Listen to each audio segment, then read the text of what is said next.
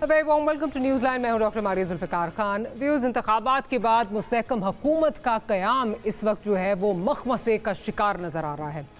सियासी जोड़ तोड़ के शोर में बज़ाहिर नंबर्स गेम्स बड़ी वाज़ेह हो चुकी है, मगर मुल्क की तारीख में शायद पहली बार सियासी जमातें हुकूमत साजी में बज़ाहिर तज़ब्ज़ुब का शिकार नज़र आ रही हैं।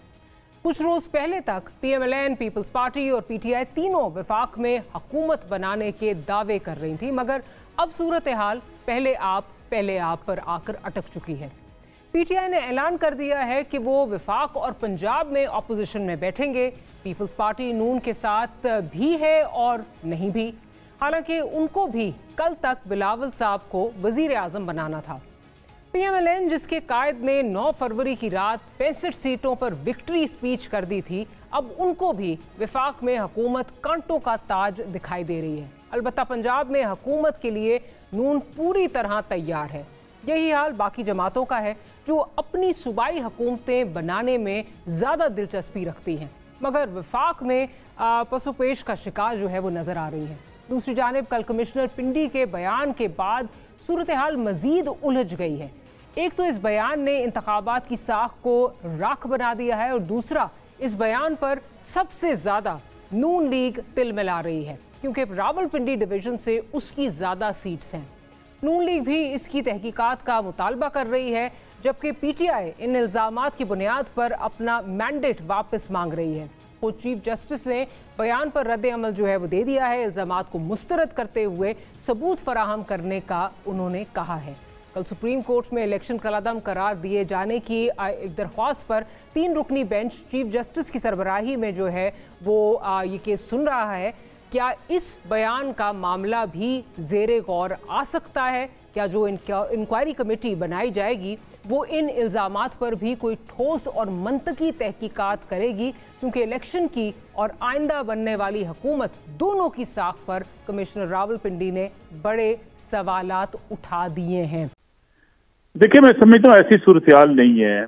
बज़ाहिर ये सियासी जमातें एक दूसरे को दबाव में रखने के लिए इस किस्म की बयानबाजी कर रही हैं कि वो इक़्तिदार में शामिल नहीं होना चाहती। बारगेनिंग पोजीशन है बाद सियासी जमातों की। वो समझती हैं कि उन्हें ये अगर पोजीशन मिल जाएं तो वो इक़्तिदार में साथ देने को तैयार हैं। दूसरी बात ये है कि PMLN जो है, मुझे लगता है ये है कि शहबाज शरीफ साहब हुकूमत बनाने जा रहे हैं। पीपल्स पार्टी उनको सपोर्ट करेगी, और अगर पीपल्स पार्टी किसी मौके पे ये समझेगी कि वो शायद हुकूमत का साथ छोड़ दे और हुकूमत खत्म हो जाएगी, तो मेरा नहीं ख्याल ऐसी भी कोई नौबत आएगी। क्योंकि आज़ाद बेंचेस पर बैठे हुए एक बड़ा ग्रुप जो है वो उस वक्त हुकूमत को सपोर्ट कर सकता है, और जिसका पीपल्स पार्टी को भी इदराक है कि अगर हमने अलहदगी इख्तियार की और हमने अगर हुकूमत गिराने की कोशिश की तो शायद मुस्लिम लीग नवाज को सपोर्ट अपने आज़ाद ग्रुप की तरफ से मिल सकती है। इसलिए ये सियासी बयानबाजी तो चलती रहेगी। ये कहा जाता रहेगा जी कि इक़्तिदार जो है वो बड़ी कांटों की स्टेज है। खास तौर पे इकानमी के हवाले से कुछ मुश्किल फैसले होंगे या कुछ बड़े फैसले होंगे। उन फैसलों का अभी से माहौल बनाया जा रहा है कि हम तो नहीं चाहते थे इक़्तिदार, लेकिन हमें इक़्तिदार इसलिए लेना पड़ा कि मुल्क के लिए जरूरत थी, और अहम फैसलों की वजह से हमने ये नहीं देखा कि हमारे ऊपर तनकीद होती है या हमारी सियासत को नुकसान पहुंचता है, लेकिन हमने रियासत को बचाने के लिए ये अहम फैसले किए हैं। मौजूदा हालात में जिस तरीके से एस्टैब्लिशमेंट आने वाली हुकूमत के साथ खड़ी नजर आती है, जो इकानमी का बोझ जो है वो भी एस्टैब्लिशमेंट उसका अपना कंधा देने को तैयार है कि सपोर्ट किया जाए हुकूमत को। फिर सरमायाकारी के हवाले से जो चीजें हैं, मैं नहीं समझता कि हुकूमत को कोई बड़े खतरात हो सकते हैं।